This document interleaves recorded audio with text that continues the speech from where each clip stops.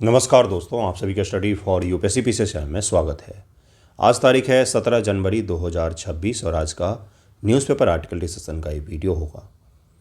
आज का हेडलाइन देखिए क्या है कि हाईएस्ट एनुअल स्पाइक 144,000 स्टार्टअप। दरअसल में स्टार्टअप इंडिया प्रोग्राम जो शुरू किया गया था उसके 10 वर्ष पूरे हो गए हैं और इसी के उपलक्ष्य में नई दिल्ली में एक बहुत ही बड़े कॉन्फ्रेंस का आयोजन किया गया जिसमें स्टार्टअप से संबंधित कई सारी चर्चाएं हुई और इससे प्रधानमंत्री मोदी जी ने भाग भी लिया। इसको ज़रा हम लोग डिटेल में समझेंगे कि स्टार्टअप इंडिया प्रोग्राम क्या था, भारत वर्तमान में स्टार्टअप का इकोसिस्टम क्या है और किस प्रकार से स्टार्टअप के मामले में हम आगे बढ़ रहे हैं और चैलेंजेस क्या क्या हैं। इसके अलावा जो एक और टॉपिक आज हम लोग समझेंगे कि जस्टिस वर्मा, याद ही होगा आपको, इनके घर से बहुत सारे पैसे मिले थे जले हुए, लेकिन इनको पता ही नहीं था कि इनके घर में इतने सारे पैसे रखे हुए हैं। इतने भोले भाले हमारे जज साहब हैं। तो स्पीकर महोदय, लोकसभा के स्पीकर महोदय ने इनके लिए जांच के लिए एक समिति गठित की थी जिसके खिलाफ ये सुप्रीम कोर्ट में चले गए थे कि मेरी जांच कैसे की जा सकती है एक विधायिका के बॉडी के द्वारा। तो सुप्रीम कोर्ट ने उसे रिजेक्ट कर दिया इनके पिटीशन को और कहा कि जांच समिति सही है, जो जजों को संविधान के द्वारा संरक्षण मिला हुआ है उसका ये तात्पर्य नहीं है, जो सुप्रीम कोर्ट ने कमेंट किया है कि उसका ये तात्पर्य नहीं है कि आपको गलत चीज़ों के खिलाफ भी संरक्षण मिला हुआ है। तो इस इशू को समझेंगे कि कौन सा समिति गठित किया गया है, किस एक्ट, किस धारा, किस नियम के तहत में उसे गठित किया गया है और क्या यह जुडिशियरी में विधायिका का हस्तक्षेप होगा या फिर ये स्वतंत्र जांच के लिए बनाना इसे अनिवार्य था। तो ये टॉपिक भी हम लोग कवर करेंगे आज। इसके अलावा कल मैंने जो पढ़ाया था कौंडिल्य के बारे में, हमारा पुराना तकनीक से बना हुआ एक जहाज़ है, अजंता की गुफाओं से प्रेरित होकर के बनाया गया। अजंता की गुफा में पेंटिंग है, उसी से प्रेरित होकर के। तो अजंता और एलोरा की गुफाओं के बारे में भी आज हम लोग पढ़ेंगे। समय बचेगा तो एक और टॉपिक है आज, नीति आयोग ने एमएसएमई को लेकर के एक रिपोर्ट दिया है। तो नीति आयोग जब भी कोई रिपोर्ट जारी करता है, जब भी कोई इंडेक्स देता है, जब भी किसी प्रकार के कोई योजना शुरू करता है या फिर लॉन्ग टर्म की प्लानिंग करता है, तो वहाँ से जुड़े हुए सवाल आपके प्रीलिम और मेंस एग्जामिनेशन में बहुत ज़्यादा पूछे जाते हैं। खासतौर से मेंस एग्जामिनेशन GS1 पेपर में, करंट अफेयर में, वहाँ से नीति आयोग से जुड़ा हुआ एक सवाल तो पूछा जाता है। तो देखिए आज का पहला टॉपिक शुरू करते हैं, उसके बाद से एक एक करके पढ़ते जाएंगे। फर्स्ट टॉपिक देखिए क्या है कि स्टार्टअप इंडिया 10 वर्ष पूरे, 44,000 नए स्टार्टअप्स का रिकॉर्ड। तो सबसे पहले तो वो बच्चे जो बिल्कुल ही नए होंगे, जिन्हें स्टार्टअप का मतलब नहीं पता होगा, नई कोई कंपनी, कोई भी नई प्रकार की कंपनी जो बिल्कुल ही नई स्टार्ट हुई हो, कोई ऐसा पहले उसका कोई अस्तित्व ना हो। जैसे टाटा बहुत पुरानी कंपनी है, लेकिन मान लीजिए कोई एक कंपनी स्थापित करते हैं आप ABCD, तो स्टार्टअप कहलाएगा, स्टार्टअप कहलाएगा वो, ठीक है। स्टार्टअप यानी कि नए आइडिया के साथ में नए प्रकार के जब आप कंपनी शुरू करते हैं तो उसी को स्टार्टअप कहा जाता है, जिसमें इनोवेशन और इत्यादि चीज़ों को स्थान दिया जाता है, ठीक है। तो 16 जनवरी 2026 को स्टार्टअप इंडिया मिशन के 10 वर्ष पूरे हो गए हैं। एक कार्यक्रम उन्होंने कहा कि इस साल 44,000 नए स्टार्टअप रजिस्टर्ड हुए हैं। सरकार रजिस्टर करती है उन्हें और रजिस्टर करने के बाद तमाम तरह की उन्हें सुविधाएं दी जाती ताकि देश में के स्टार्टअप को लेकर के इकोसिस्टम बने। जो मोदी जी की सरकार है, इसको अगर किसी चीज़ के लिए क्रेडिट दिया जाना चाहिए तो एक ही चीज़ है, वो स्टार्टअप ही है और कुछ नहीं है। जो स्टार्टअप में कोई बड़ा सरकार ने सपोर्ट किया है या नहीं किया उसको तो हम लोग देखेंगे ही, लेकिन देश के सर्वोच्च पद से जब इस चीज़ की चर्चा की जाती है कि आप स्वयं रोजगार का सृजन करें, सरकार पर निर्भरता कम करें, स्टार्टअप को आगे बढ़ाएं, तो ये कहीं न कहीं सकारात्मक माहौल बनाने का प्रयास है जो कि सही होता है। उन्होंने कहा कि स्टार्टअप इंडिया अब एक क्रांति बन चुका है और दुनिया का तीसरा सबसे बड़ा स्टार्टअप इकोसिस्टम जो है वो भारत में ही है। पहला है US में, दूसरा है चाइना में, तीसरा जो है वो है भारत में। यानी कि भारत में सबसे ज़्यादा नई कंपनियां, युवा वगैरह जो हैं वो इसे आगे बढ़ाने का प्रयास करते हैं। प्रधानमंत्री के स्पीच में जो कुछ टर्मिनोलॉजी थे, उन्होंने पहले कहा कि रिकॉर्ड वृद्धि हुई है, बहुत सारे स्टार्टअप खुले हैं। 10 वर्षों में 1.25 लाख से अधिक सक्रिय स्टार्टअप हैं अभी फ़िलहाल में, 1.25 लाख। अगर इसमें से कुछ 100 स्टार्टअप भी बहुत बड़े हो जाते हैं तो वो क्या होगा, देश के युवाओं को बहुत बड़े स्तर का रोज़गार दे सकता है। जैसे कुछ नाम अगर मैं बताऊं आपको, तो अनअकैडमी एक समय में बहुत बड़ा स्टार्टअप हुआ करता था, आज भी होगा, आज का तो मुझे नहीं पता है, लेकिन जैसे लेंसकार्ट है, आपने नाम सुना होगा, तो ये बहुत बड़ा स्टार्टअप है। बहुत सारे इस प्रकार के नई नई कंपनियां सृजित हुई हैं जो पिछले 10 वर्षों में आपको देखने को मिला होगा। महिला नेतृत्व, महिलाओं द्वारा संचालित स्टार्टअप की संख्या बहुत ज़्यादा बढ़ी है। वुमेन लेड स्टार्टअप जिन्हें कहा जाता है। ग्रामीण और छोटे शहरों में भी विस्तार है। टीयर 2 टीयर 3 के शहरों में भी स्टार्टअप शुरू हो रहे, कुछ नहीं तो ई कॉमर्स बेस्ड स्टार्टअप तो शुरू हो ही रहे हैं। यूनिकॉर्न्स और आईपीओ, आईपीओ का मतलब होता है शेयर मार्केट में जो उतारने का प्रयास करते हैं। यूनिकॉर्न यानी कि 10,000 करोड़ से ज़्यादा का उनका कारोबार हो जाता है। तो कुछ बड़े स्टार्टअप भी हैं जिसका उदाहरण जो है, जैसे अनअकैडमी है, एक बायजू भी हुआ करता था लेकिन वो बंद हो गया। उसी प्रकार का एक लेंसकार्ट भी है और भी कई सारे, जैसे पीडब्ल्यू है। तो ये स्टार्टअप के क्षेत्र हैं, स्टार्टअप की कंपनियां हैं जो एडटेक में काम करती है, एजुकेशन टेक्नोलॉजी में काम करती हैं। इसी प्रकार जैसे आपने ब्लिंकिट का नाम सुना होगा, जेप्टो का नाम सुना होगा, ये सब के सब स्टार्टअप ही हैं, नई नई कंपनियां हैं सारी। आर्थिक योगदान भी इनका बढ़ा है, स्टार्टअप रोजगार सृजन कर रहे हैं। और इंडिया एआई मिशन, 38,000 से अधिक ग्राफिक्स प्रोसेसिंग यूनिट्स उपलब्ध करवाई गई हैं ताकि एआई के क्षेत्रों में जब हम उन्हें इक्विपमेंट उपलब्ध करवा देंगे तो एआई के क्षेत्रों में भी कंपनियां आगे आएंगी। दरअसल में एआई के क्षेत्र में स्टार्टअप स्थापित करना थोड़ा सा कठिन इसलिए होता है क्योंकि इसके लिए इनिशियली बहुत ज़्यादा खर्च आता है और ग्राफिक यूनिट जो होते हैं ये बहुत कॉस्टली होते हैं। तो सरकार ने 38,000 से अधिक ग्राफिक यूनिट जो है वो अवेलेबल करवाए हैं ताकि स्टार्टअप को इस क्षेत्र में भी बढ़ावा दिया जा सके। ये उनके स्पीच के प्रमुख मुद्दे हैं जिसमें से किसी भी एक मुद्दे को पकड़ करके आपसे सवाल पूछा जा सकता है या आपसे अगर विशेषताएं पूछी जाएं तो आप ये सब बता सकते हैं कि कैसे कैसे हाल फिलहाल के वर्षों में भारत में स्टार्टअप में परिवर्तन देखा गया है। डेली थोड़ी जरूरी है कि जियो पॉलिटिकल टॉपिक ही पर हैं जिसमें मसालेदार कुछ चीज़ें हों। आपको इस प्रकार के करंट अफेयर भी तो पढ़ने पड़ेंगे जहाँ से सवाल बनते हैं। 10 वर्ष पूरे हुए हैं, इंटरव्यू है जिनका, कृपया पढ़ करके जाइएगा स्टार्टअप इंडिया को, क्योंकि प्रधानमंत्री जी ने पार्टिसिपेट किया और 21 तारीख से इंटरव्यू शुरू है। आज कितना तारीख हो गया? आज 17 तो हो ही गया। तो क्यों नहीं पूछेगा पिछले वीक के टॉपिक से आपसे, स्टार्टअप इंडिया क्या है यही पूछ लेगा, है ना। स्टार्टअप की क्या आवश्यकता है भारत को आज? इतनी बड़ी जो युवा आबादी है, सबको गवर्नमेंट जॉब तो नहीं दिया जा सकता है, तो इसलिए स्टार्टअप होने बहुत ज़रूरी होते हैं ताकि उन्हें नौकरी मिल सके। ओके, कुछ प्रमुख उपलब्धियों को देख लेंगे। तो जनवरी 2016 में लॉन्च हुआ था। भारत दुनिया का तीसरा सबसे बड़ा स्टार्टअप इकोसिस्टम वाला है। 1.25 लाख से अधिक स्टार्टअप रजिस्टर्ड हैं, 125 प्लस यूनिकॉर्न हैं, लाखों नौकरियां सृजित की है इसने। Startup manufacturing, global standard product, स्वदेशी एआई समाधान इत्यादि चीज़ों पर फोकस कर रहे हैं। उनके भाषण की प्रमुख चीज़ें तो मैंने आपको बता ही दी। वर्तमान स्थिति पर आएंगे, लेकिन पहले स्टार्टअप इंडिया योजना को ज़रा हम लोग डिटेल में समझेंगे। मुख्य उद्देश्य क्या था इस योजना का? स्टार्टअप की स्थापना को आसान बनाना। पहले तो लोगों को यही बताना था बहुत ज़रूरी कि स्टार्टअप नामक कोई चिड़िया होती है जिसके जरिए आप 9 to 5 नौकरी वाला जो जीवन का सपना देखते हैं उससे बियॉन्ड देख सकते हैं, जिसमें पाने को तो पूरा आसमान होता है और खोने के लिए कुछ नहीं होता है। स्टार्टअप का एक लाइन मतलब यही होता है। और बस एक चीज़ होती है कि रिस्क फैक्टर बहुत ज़्यादा इन्वॉल्व होता है, इसलिए बहुत सारे लोग इससे जुड़ने से बचते हैं, इसे करने से बचते हैं क्योंकि उन्हें एक स्टेबल लाइफ चाहिए होता है, जबकि स्टार्टअप में बहुत मेहनत करना पड़ता है। मुझसे पूछिए कितनी मेहनत करनी पड़ती है।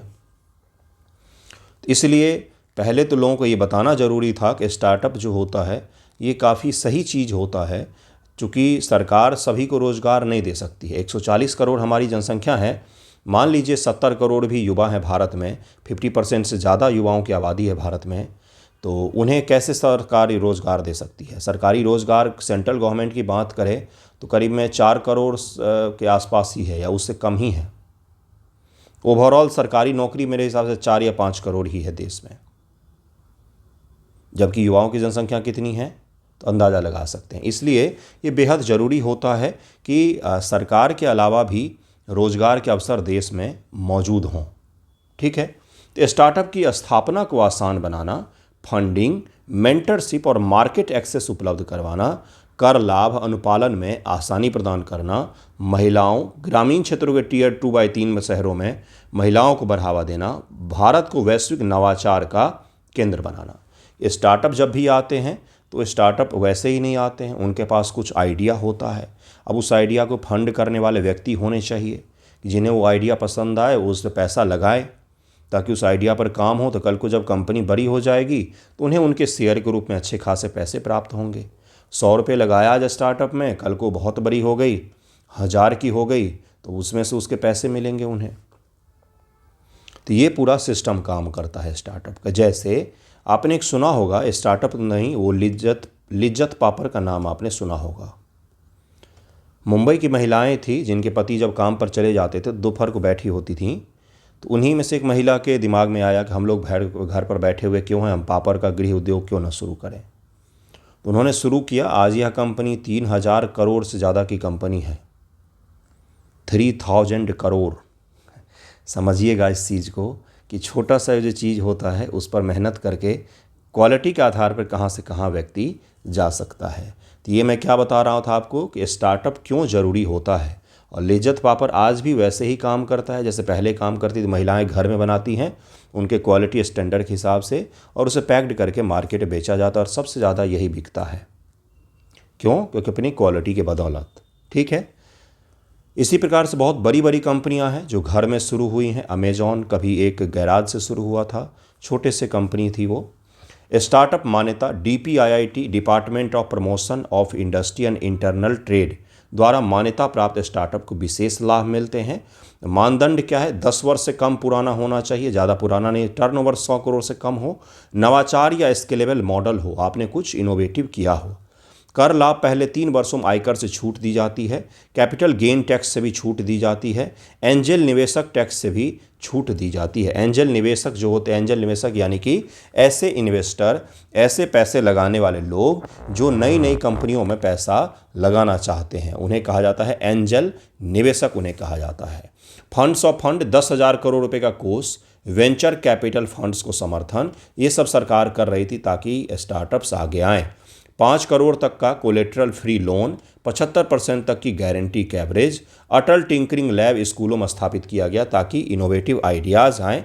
महिला उद्यमिता को भी बढ़ावा देने का प्रयास किया गया ताकि महिलाएं भी स्टार्टअप में पार्टिसिपेट कर सकें। कुल रजिस्टर्ड स्टार्टअप जो है वर्तमान में वो 1.25 लाख प्लस में है। 2025 में सबसे ज़्यादा स्टार्टअप खुले हैं 44,000 प्लस में। यूनिकॉर्न 125 प्लस में है। रोजगार सृजन, लाखों प्रत्यक्ष व अप्रत्यक्ष नौकरियां सृजन करते हैं। दुनिया का तीसरा सबसे बड़ा हमारे पास में स्टार्टअप इकोसिस्टम मौजूद है। प्रमुख उपलब्धियां ये हैं कि भारत ने 10 वर्षों में स्टार्टअप की क्रांति की है। ग्रामीण छोटे शहरों तक यह विस्तारित हुआ है। छोटे से पटना शहर में भी कई सारे स्टार्टअप रजिस्टर्ड हैं, आपको पता होना चाहिए। बिहार का एक व्यक्ति है जिनके नाम अभी मैंने भूल गया हूँ, उन्होंने 3000 करोड़ की कंपनी बनाई है पटना में रहते हुए। बिल्कुल सही सुन रहे हैं आप, सर्च कीजिएगा, देखिएगा कैसे बनाया उन्होंने, कैसे काम किया है। स्वदेशी AI मैन्युफैक्चरिंग और ग्लोबल स्टैंडर्ड उत्पादों पर फोकस। स्टार्टअप अब यूनिकॉर्न बन रहे हैं और IPO को भी लॉन्च करे। जैसे PW जो है उसने IPO को लॉन्च किया था, अब यह एक स्टार्टअप बन गया है। भविष्य की दिशा भी सही है, लेकिन एक चुनौतियाँ आ रही है भारत के स्टार्टअप में। मैक्सिमम स्टार्टअप वही है कोर्स बेचो अभियान, PW हो या कई सारे और भी अन अकेडमी। क्या इनका भाई है भाई? तो सरकारी नौकरी तैयारी करवाने के लिए कोर्स खरीद लो हमसे, ये स्टार्टअप है हमारे। खाना डिलीवरी कर देंगे हम, ये स्टार्टअप है हमारे मैक्सिमम। चश्मा खरीद लो, ये स्टार्टअप है हमारे। समझिएगा मैं आपको जहाँ पर ले जाना चाह रहा हूँ। स्टार्टअप में हमने इनोवेशन कुछ भी नहीं किया। जैसे चीन के स्टार्टअप जो हैं अब दुनिया की सबसे बेहतरीन इलेक्ट्रॉनिक कार वो बना रहे हैं, सबसे बढ़िया फ़ोन और सबसे सस्ते टीवी उत्पाद वो बना रहे हैं। अपने यहाँ पर तो नहीं बनता है। 2026 के भारत में एक भी फ़ोन मैन्युफैक्चरिंग कंपनी अपने देश में नहीं है। बिल्कुल सही सुन रहे हैं आप, एक भी नहीं, नॉट अ सिंगल वन। एक भी फ़ोन मैन्युफैक्चरिंग कंपनी आज अपने देश में नहीं है।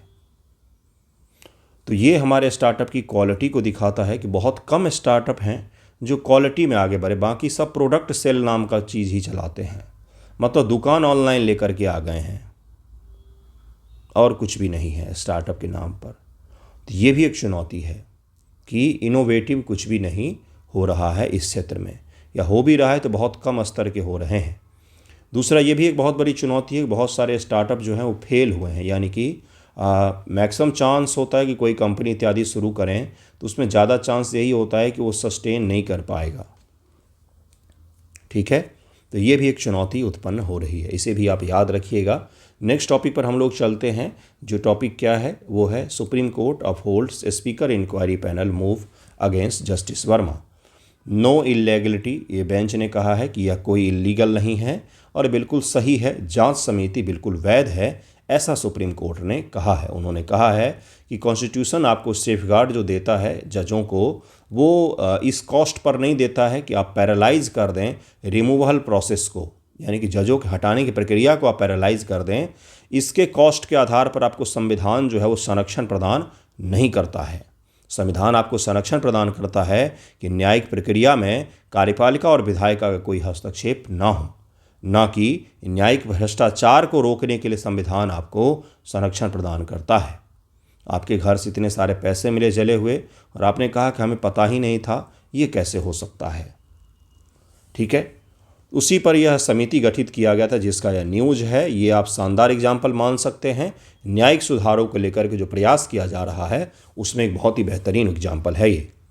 सुप्रीम कोर्ट ने 16 जनवरी 2026 को फैसला सुनाया कि लोकसभा स्पीकर द्वारा गठित जांच समिति committee of inquiry justice Yashwant Verma के खिलाफ वैध है। जस्टिस वर्मा ने समिति गठन को चुनौती दी थी, यह दावा करते हुए कि असंवैधानिक और गैरकानूनी है। कोर्ट ने उनकी याचिका को खारिज कर दी है। हिम्मत देखिए जरा जज साहब की, जांच समिति को उन्होंने कोर्ट में चैलेंज कर दिया। सबसे बड़ी जो दुर्भाग्य की बात है वो तो ये है कि अभी भी इलाहाबाद हाई कोर्ट में जज हैं ये। इनको उसी दिन से क्यों नहीं हटाया गया पद से? सस्पेंड तो किया ही जा सकता था अनिश्चित काल के लिए, जब तक मामला का जांच नहीं हो जाता। क्या है मामला? मार्च 2025 में दिल्ली में जस्टिस यशवंत वर्मा के सरकारी आवास से कथित तौर पर जले हुए नोटों की बरामदगी हुई थी। इस घटना के बाद लोकसभा स्पीकर ने जजों के जांच अधिनियम 1968 की धारा 3(2) के तहत में एक जांच समिति गठित की थी, जिसके द्वारा जांच करना था इस पूरे मामले का। याद होगा आपको ये केस कि इनके घर में आग लगी तो इनकी पत्नी ने कॉल कर दिया फायर डिपार्टमेंट को। वो आए, उन्होंने देखा कि यहाँ तो पैसे जल रहे हैं, है ना। जज साहब उस समय कोर्ट में थे, इसके कारण से सारा पता चल गया सबको कि भाई पैसे जल रहे हैं यहाँ तो। जजों के जांच अधिनियम 1968 की धारा 3(2) के तहत लोकसभा स्पीकर द्वारा जांच समिति का गठन किया गया है। अब इसको जरा समझेंगे हम लोग। यदि लोकसभा का अध्यक्ष या राज्यसभा के सभापति को यह विश्वास हो जाता है, यानी कि राज्यसभा के जो सभापति हैं या लोकसभा के अध्यक्ष को यह अगर विश्वास हो जाए कि किसी न्यायाधीश के आचरण या अन्य आधार पर महाभियोग प्रस्ताव लाने हेतु पर्याप्त प्रमाण है, तो वे एक जांच समिति गठित कर सकते हैं। उनको किसी भी माध्यम से इस चीज़ के बारे में पता चल जाए, लोकसभा के चेयरमैन और राज्यसभा के जो हैं वो अपने आधार पर इनके खिलाफ जो महाभियोग प्रक्रिया है उसे लाने के लिए एक जांच समिति का गठन कर सकते हैं। अब वो समिति जांच करेगी, जांच करके रिपोर्ट देगी, उस रिपोर्ट के आधार पर महाभियोग प्रक्रिया शुरू की जा सकती है। यही पूरा क्या है, ये पूरा इशू है, आपको समझ में आना चाहिए। कहाँ पर इसका उपयोग करेंगे? तो न्यायिक सुधार में जब आप समाधान लिखते हैं कि किस प्रकार से किया जा सकता है या हाल के प्रयास क्या किए गए हैं, तो वहाँ पर आप इस समिति की चर्चा कर सकते हैं विथ नेम कि जस्टिस वर्मा जी के केस में ये चीज़ किया गया है। वहाँ पर नाम लिखना कोई गलत नहीं होगा, क्योंकि यह क्या है, तो इन पर आरोप लगा है। यह शक्ति स्पीकर या चेयरमैन को व्यक्तिगत रूप से दी गई है। समिति गठन के लिए दोनों सदनों में प्रस्ताव नोटिस के साथ पेश होना अनिवार्य नहीं है। समिति गठित होने के बाद ही दोनों सदनों में प्रस्ताव लाया जा सकता है। यदि एक सदन प्रस्ताव अस्वीकार हो जाता है, दूसरा सदन स्वतंत्र रूप से आगे बढ़ सकता है। समिति गठन कैसे होता है? तो 3 इसमें मेंबर होते हैं। सर्वोच्च न्यायालय का एक न्यायाधीश, उच्च न्यायालय के मुख्य न्यायाधीश, एक वरिष्ठ अधिवक्ता जो हैं वो इसके मेंबर होते हैं। इसे ज़रूर याद रखिएगा, इसके बारे में पूछा जा सकता है कि समिति में गठन कैसे होता है और कैसे कैसे होते हैं। एज पर सेक्शन 3 और 3 जो है, जो 1968 की है ना, 1 मिनट, अभी हमने पढ़ा 1968 का जो जजों का एक्ट है, उसी से जुड़ा हुआ धारा 3/3 जो है उसके तहत गठित किया जाता है, जिसमें 3 मेंबर हो सकते हैं। सर्वोच्च न्यायालय के एक न्यायाधीश कोई भी होंगे और उच्च न्यायालय के एक मुख्य न्यायाधीश होंगे, जैसे इस केस में दिल्ली उच्च न्यायालय के हो सकते हैं, और एक वरिष्ठ अधिवक्ता उसमें शामिल होंगे जो इसकी जांच करेंगे। ठीक है। समिति गठन स्पीकर या चेयरमैन द्वारा किया जाता है। इसमें किसी भी सदन की पूर्व सहमति की आवश्यकता नहीं होती है। जस्टिस वर्मा के मामले में तर्क क्या दिया गया है, तो धारा 3(2) स्पष्ट रूप से स्पीकर को समिति गठित करने की स्वतंत्र शक्ति देती है। दोनों सदनों में नोटिस एक साथ पेश न होने से समिति गठन पर कोई प्रभाव नहीं पड़ेगा। जजों के संवैधानिक संरक्षण महत्वपूर्ण है, लेकिन इसका मतलब हटाने की प्रक्रिया को पूरी तरह से रोकना बिल्कुल भी नहीं है। सुप्रीम कोर्ट ने कहा है, कोर्ट ने कहा कि यह न्यायिक विधायिका नहीं बन सकता है। उसने कहा कि बिल्कुल सही किया जा रहा है, कुछ भी इसमें गलत नहीं है। तो इस केस को भी याद रखिएगा, बहुत इंपॉर्टेंट है। इस समिति को भी याद रखिएगा। 1968 के उस एक्ट की चर्चा कर सकते हैं आंसर राइटिंग में कि किस प्रकार से उसके जरिए सुधारों का प्रयास किया जाता है या कुछ शक्तियां प्राप्त होती हैं। इसे आप ज़रूर मेंशन कीजिएगा जब भी न्यायिक सुधारों की बात करें या न्यायपालिका में सुधार के प्रयासों की चर्चा करें आंसर में, निबंध में कहीं पर भी, तो इसे ज़रूर आप वहाँ पर बताएँ। नेक्स्ट टॉपिक पर हम लोग चलते हैं। नेक्स्ट टॉपिक है INSB कौंडिन्य है। इसके बारे में कल हमने पढ़ा था।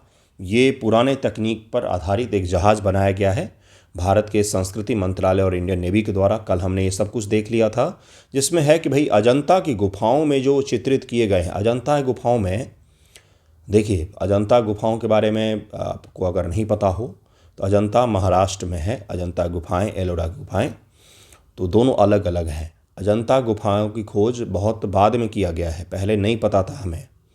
बहुत पुरानी गुफाएं हैं और उन गुफाओं में बहुत ही सुंदर सुंदर पेंटिंग बनाए गए हैं, प्राकृतिक रंगों का उपयोग किया गया, लेकिन वो रंग जो हैं वो आज भी उतने ही चमकीले हैं गुरु। ठीक है, जैसे आपने पद्मपानी बुद्ध की एक प्रतिमा, एक चित्र देखा होगा, बहुत ही सुंदर चित्र है, वो बहुत ही सुंदर है। सर्च कीजिएगा अजंता के चित्रों को, तो वो जो है वो उसी समय का बना हुआ है, लेकिन आज भी वो उसी प्रकार से दिखते हैं। उन्हें डिजिटली तरीके से संरक्षित किया है भारत की सरकार ने, और वहाँ पर घूमने भी आते हैं, यूनेस्को हेरिटेज में भी शामिल है वो, लेकिन वो अद्भुत है। तो उसी में से एक चित्र है भाई इस जहाज़ का, तो इसका बनाया गया है इसको। और इस जहाज़ की खासियत क्या है, कल सब कुछ हमने देख लिया है, कल के वीडियो में जा कर के देखिएगा कि not a single metal nail जो है उसका भी उपयोग, मेटल के कील का भी उपयोग इसमें नहीं किया गया है। सब कुछ पुराने तकनीक के आधार पर ही इसको तैयार किया गया है और अभी दुनिया भर की यात्रा पर निकला हुआ है, जिसमें से ओमान की खाड़ी की यह तस्वीर आप देख रहे हैं। ठीक है, अजंता और एलोरा की गुफाएं देखिए इसी प्रकार से है, ये इसी प्रकार से है ये अजंता एलोरा की गुफाएं। बहुत सारी गुफाएं हैं, बहुत सारी गुफाएं हैं। इसका डिजिटल टूर आप कर सकते हैं, जैसे नेशनल म्यूजियम अगर आप दिल्ली विजिट करेंगे तो वहाँ पर डिजिटल टूर इसका अवेलेबल है। अगर आप महाराष्ट्र नहीं जा सकते हैं, यहाँ पर नहीं जा सकते हैं, तो ऑनलाइन आप देख सकते हैं और बहुत ही शानदार दिखता है। ज़रूर ही देखिएगा कभी, बहुत सुंदर दिखता है, आपको लगेगा कि ये क्या है, कैसे बनाया होगा इन्होंने। यूपीएससी ने जो इसके बारे में सवाल पूछा था वो डायरेक्टली नहीं पूछा था, उसने पूछा था कौन सी नदी के किनारे है। वाघोरा नदी के किनारे है, ये ज़रूर याद रखिएगा। वाघोरा नदी घाटी में स्थित है, ये वाघोरा नदी घाटी में स्थित है, औरंगाबाद जिला महाराष्ट्र में है, वहीं पर यह स्थित है। मुख्य रूप से 2री शताब्दी ईसा पूर्व 6ठी शताब्दी ईस्वी तक का यह है। 2री शताब्दी ईसा पूर्व से लेकर के 6ठी शताब्दी ईस्वी तक का, यानी कि गुप्तों के बाद तक के समय का यह स्थित है। सातवाहन और वाकाटक का जो काल है उसके दौरान का यह स्थित है। सातवाहनों के बारे में जानते होंगे, है ना, पढ़ा होगा, गुप्तोत्तर काल में सातवाहनों को पढ़ते हैं। संख्या और प्रकार कुल 30 गुफाएं मठ और चैत्य दोनों हैं। 5 चैत्य गुफाएं हैं, पूजा स्थल बौद्धों के होते हैं, और 25 विहार और मठ हैं। अजंता यानी कि अकेले बुद्ध, औ से अजंता, औ से अकेले, याद करने का ट्रिक है।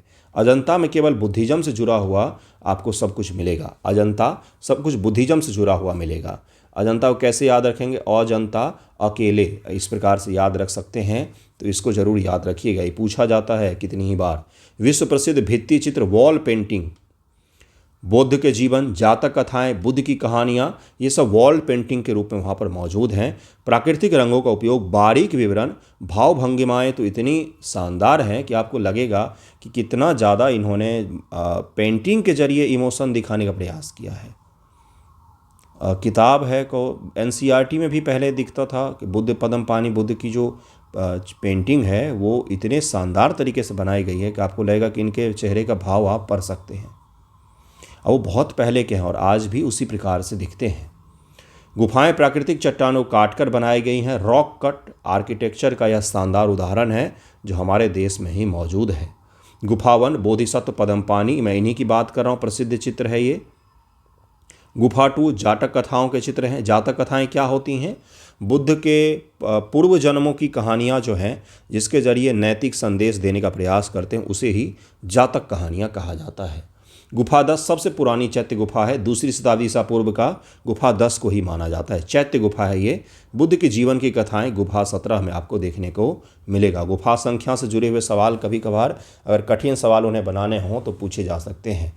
एलोरा की गुफाओं के बारे में जरा देखेंगे। स्थान औरंगाबाद जिला, महाराष्ट्र। अजंता से लगभग 100 किलोमीटर की दूरी पर है। 6ठी से 10वीं शताब्दी ईस्वी तक राष्ट्रकूट, चालुक्य और राष्ट्रकूट काल का ही मुख्य रूप से आपको देखने को इसमें मिलेगा। कुल 34 गुफाएं हैं। 12 बौद्ध गुफाएं, 17 हिंदू गुफाएं और 5 जैनिज्म से जुड़ी हुई हैं। 12 बुद्धिज्म से, 17 जो हैं वो हिंदुइज्म से जुड़ी हुई हैं और 5 जैन गुफाएं जो हैं ये जुड़ी हुई हैं। तो ये देखिए क्या है, यही तो मुख्य अंतर है। अजंता में हमें केवल बुद्धिज्म से जुड़े हुए दिखे, जबकि यहाँ पर हमें तीनों धर्मों, 3 भारत के प्रमुख पुराने धर्म हैं, जिसमें से पहला कौन सा है? बुद्धिज्म। दूसरा कौन सा है? जो हिंदुइज्म है। और तीसरा कौन सा है इसमें? तो जैनिज्म है। तीनों से जुड़े हुए हमें प्रमाण मिलते हैं। कई सारे जगहों पर हिंदुइज्म को ब्राह्मणिज्म भी कह दिया जाता है, जो ब्राह्मणवादी धर्म के यहाँ पर हमें मिले हैं, लेकिन यह सही शब्द नहीं होता है। मुख्य प्रसिद्ध कैलाश मंदिर गुफा 16 एक ही चट्टानों को काटकर बनाया गया विशाल मंदिर है। यह दुनिया का सबसे बड़ा एकल चट्टान से निर्मित है। मूर्तिकला, वास्तुकला और नक्काशी का उत्कृष्ट उदाहरण है। किस प्रकार से? एक बड़ा सा पत्थर है, ऊपर से इसको काटना शुरू किया गया और नीचे तक काट करके इस पत्थर को पूरा मंदिर का आकार दिया गया। इसी को कहा जाता है एकास्म। एक ही पत्थर का वो मंदिर है, बस उसको शेप किया गया है काट काट करके। ये आज की बात नहीं कर रहे हैं जब मशीन हमारे पास अवेलेबल है, ये उस समय की बात कर रहे जिसमें बिजली भी नहीं था, लोहा था केवल, और उसी लोहे की बदौलत इस कारीगरों ने इस प्रकार से नक्काशी किया। ज़रा अंदाज़ा लगाइए उनके अंदर उस भावना का जिसके तहत उन्होंने इतनी मेहनत की होगी। क्यों बनाया होगा उन्होंने? ये कभी सोचा है आपने? कोई कारण अगर आपको पता हो तो मुझे बताइएगा। गुफा 16 कैलाश मंदिर, शिव मंदिर, रामायण महाभारत का दृश्य है। गुफा 10 बौद्ध चैत्य है, विशाल बुद्ध मूर्ति है। गुफा 32 जैन गुफा, इंद्र सभा इसमें दिखाया गया है। अंतर कई बार पूछ लिया जाता है। तो अजंता गुफाएं केवल बुद्धिज्म, एलोरा गुफाएं तीनों धर्मों से जुड़ी हुई हैं। अजंता गुफाएं ज़्यादा पुरानी हैं, एलोरा गुफाएं उसके तुलना में नई हैं। ये इसमें भित्ति चित्र दिखता है हमें अजंता में, लेकिन एलोरा में हमें भित्ति चित्र नहीं, मूर्तिकला और वास्तुकला के हमें प्रमाण मिलते हैं। प्रसिद्ध पद्मपानी बोधिसत्व है। यहाँ पर कैलाश मंदिर प्रसिद्ध है।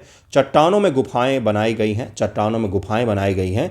यहाँ चट्टानों से काट करके मंदिर बनाए गए हैं। ये मुख्य क्या है? तो ये मुख्य नदी का भी नाम याद रखिएगा, जिस नदी के नाम मैंने आपको बताया पहले शुरुआत में ही, क्योंकि यूपीएससी ने प्रीलिम एग्जाम में स्टेटमेंट बना करके नदी का नाम ही पूछा हुआ है।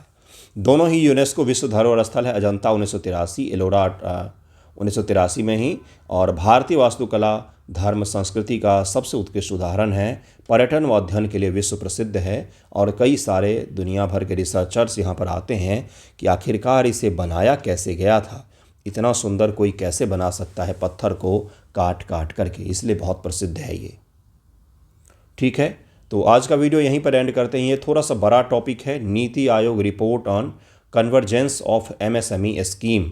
नीति आयोग योजनाओं के एकीकरण पर जुड़ा हुआ यह रिपोर्ट है। इसको थोड़ा सा डिटेल में हम लोग ट्यूसडे को कवर करेंगे, क्योंकि मंडे को न्यूज़पेपर वीडियो नहीं आ पाएगा। काम है, बहुत आवश्यक काम है, इसके कारण उस दिन तो पूरी ही तरीके से छुट्टी दूंगा मैं। बाकी संडे को कल मैं कुछ वीडियो ज़रूर डालूंगा। कुछ बच्चों का कल एसआई का भी एग्ज़ाम है, तो उन्हें ढेर सारी शुभकामनाएं। ऑल द बेस्ट, अच्छे से एग्ज़ाम दीजिएगा। एक और वीडियो मुझे बनाना है, इकोनॉमिक्स के जो टॉपिक हैं उसका एक्सप्लेनेशन करके वीडियो मुझे बनाना है बीपीएससी मेंस GS2 पेपर के लिए। तो वो वीडियो ज़रूर आज या कल में आपको मिल जाएगा।